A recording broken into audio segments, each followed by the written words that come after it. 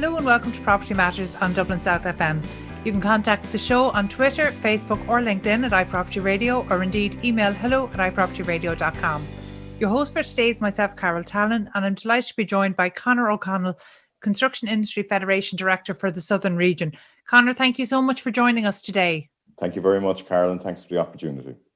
No, I'm delighted. We've been certainly trying to touch base with the CIF as often as possible over the last 12 months, but particularly over the last 2 to 3 months, because obviously Ireland holds the very dubious pandemic title of being the construction industry right across the planet that has been shut down now for the longest consecutive time.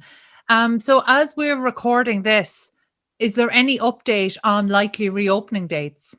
No, unfortunately, none. Unfortunately, in all our interactions with senior government ministers, with senior officialdom, the same response comes back time and time again.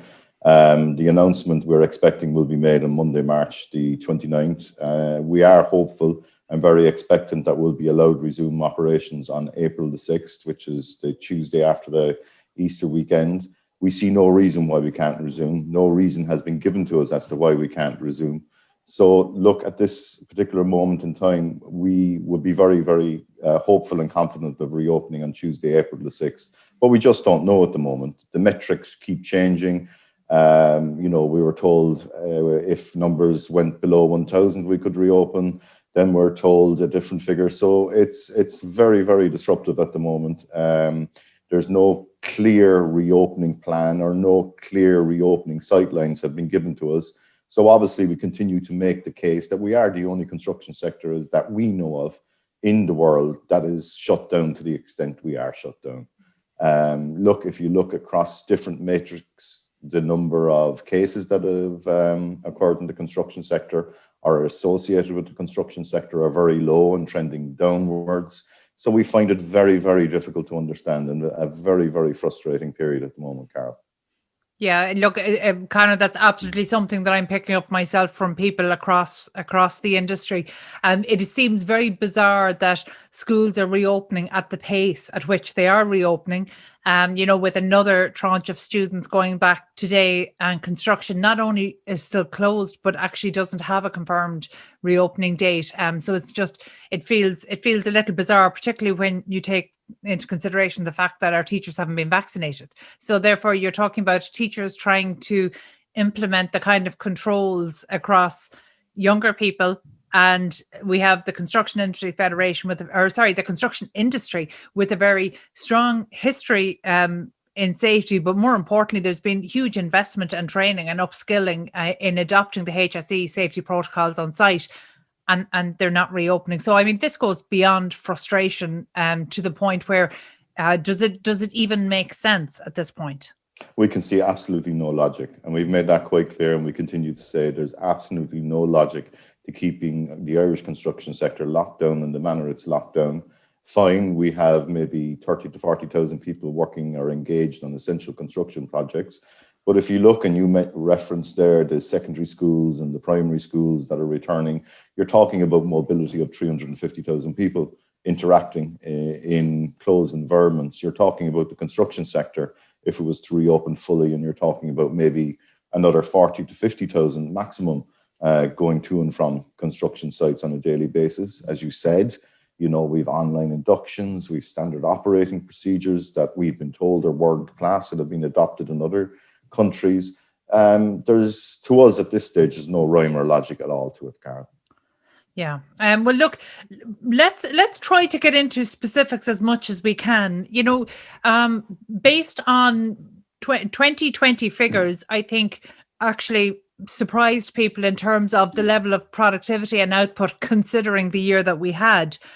And there was certainly in the final quarter of December, there was a sense that the industry had fared better than could possibly have been expected or anticipated, but there was a sense of optimism about 2021. Now we're approaching the end of March, so the end of the first quarter of 2021.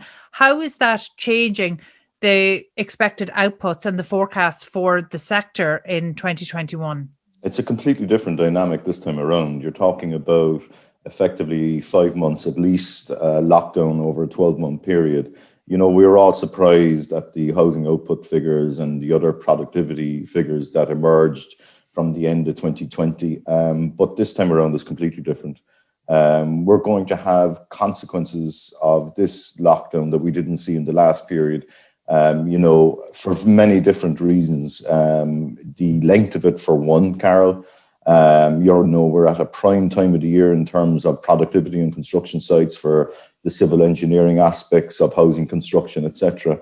So the delay now is going to be far more extensive than it was last year. And again, as a repeat, because you're talking about 5 months out of a 12-month period this time around, the consequences are going to be quite dramatic on our housing output.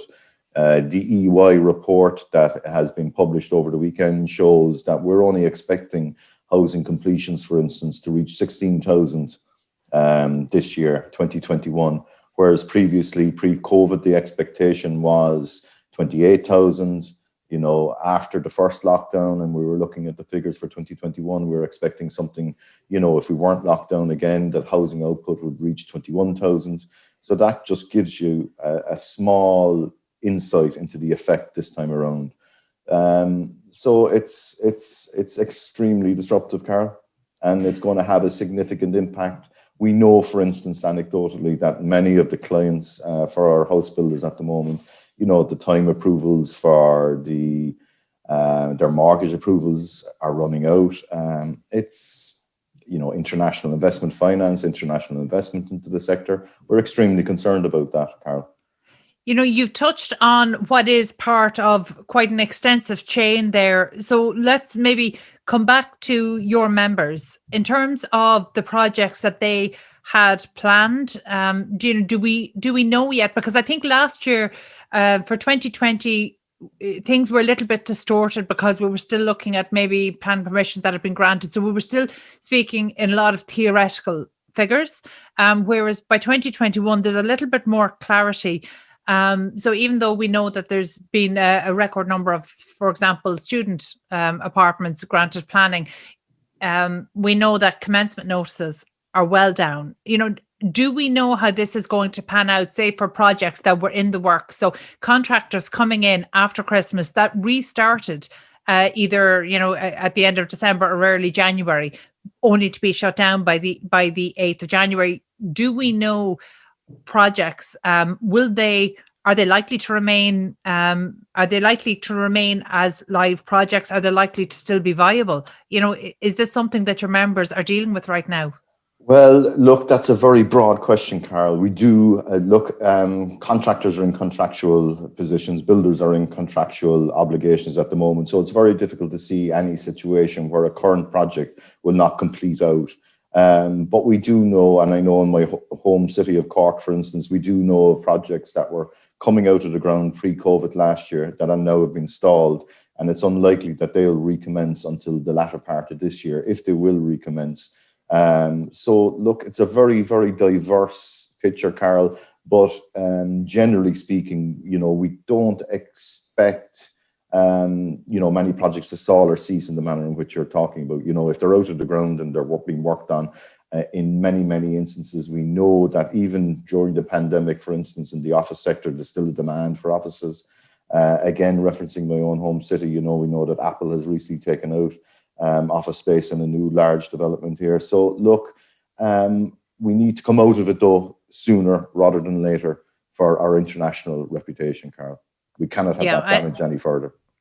Yeah, and that makes absolute sense. One of the things I'm aware of is that, for the last number of years, we've been talking about affordability issues, and that's been so intrinsically linked to not just building costs, but the overall viability of development projects. And so we were in bad shape in this regard before COVID struck. Do we know where we stand now in terms of the viability of housing, not just in the main urban centres, but in areas where it's needed? Look, the southern region is the area within I operate, Carol, and there's huge housing demand there. I mean, there is very, very significant growth in our main urban centres, as you say, but also, I know, for instance, that in towns like Dingle Ennis, Killarney. There's absolutely huge housing demand that cannot be met at the moment. Now, a lot of those may be seasonal workers, but there's an awful lot of people returning, especially along, West Cork, South Kerry, people returning home, people using the remote working opportunities. And that housing demand can't be met because of the viability issues. Even in our urban areas, even in the likes of Dublin and Cork, there's only a select few places, for instance, Carol, where apartments are viable, If we look at the postcodes where apartments are being built, they're being built in very few areas, mainly around Dublin city centre and South County Dublin.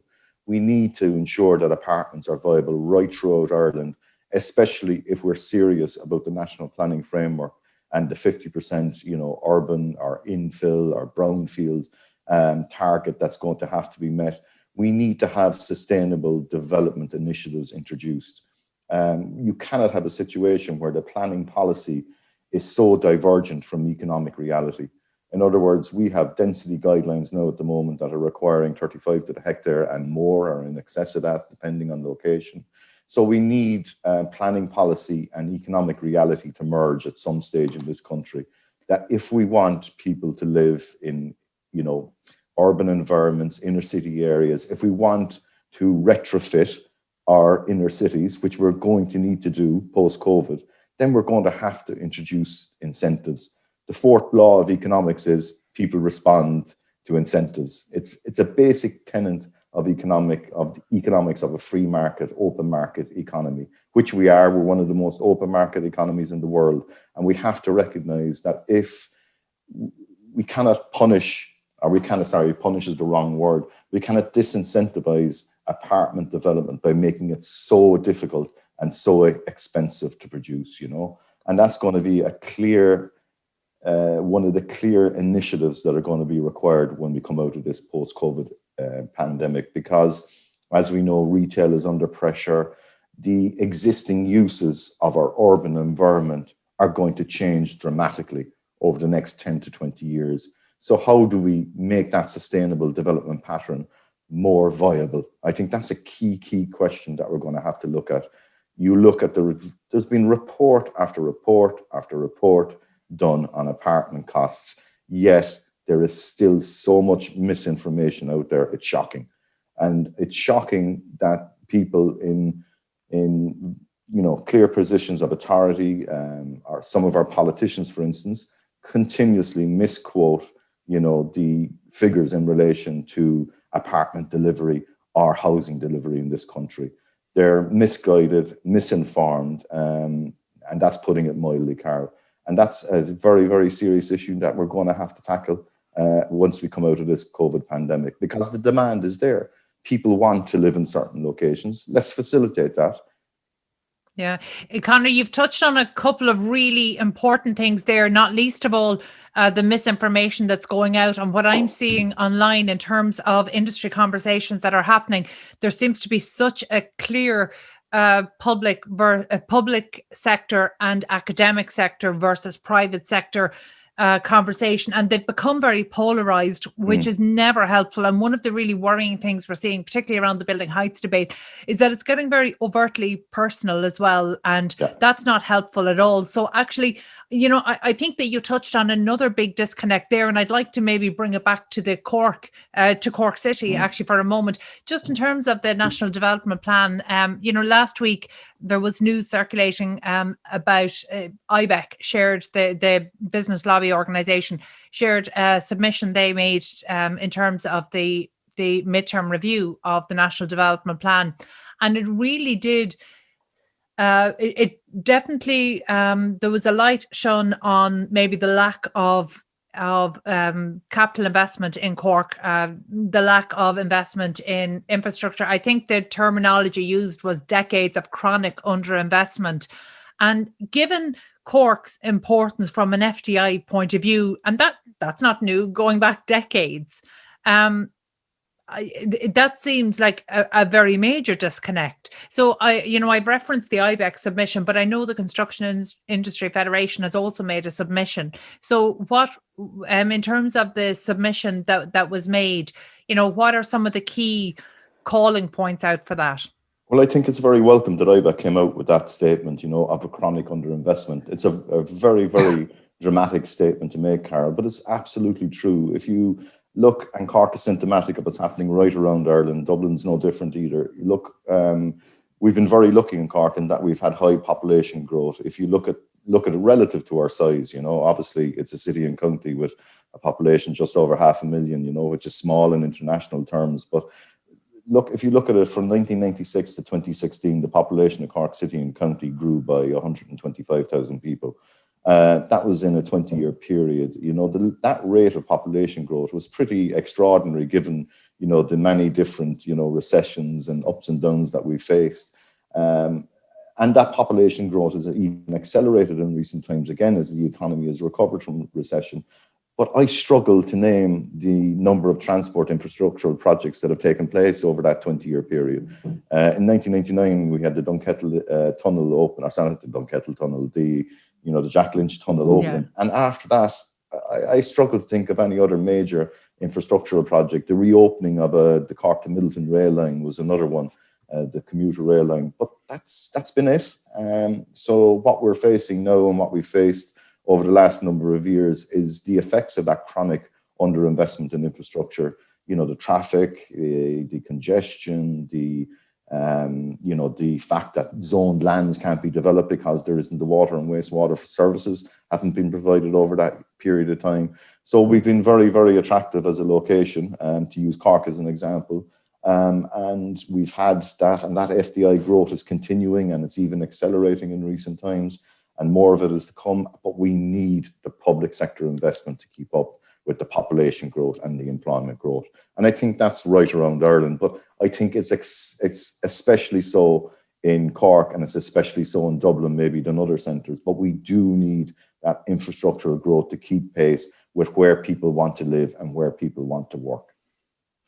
Conor, how have the last 12 months impacted your members, particularly in the southern region, I suppose on an individual level? Because I look, we're always talking about companies and contractors, but I suppose on a human level, how is this impacting them? How are people managing? Are they working outside the region?